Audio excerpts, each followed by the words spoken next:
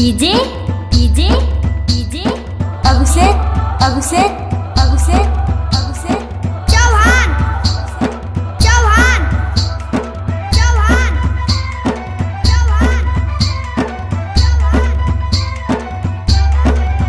यहाँ हर कदम कदम पे धरती बदले रंग, यहाँ के बोले में रंगोली सात रंग, यहाँ हर कदम कदम पे धरती बदले रंग,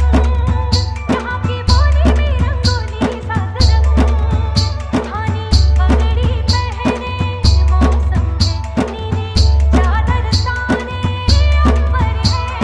नदी सुनहरी भरा समंदर है, रंगीला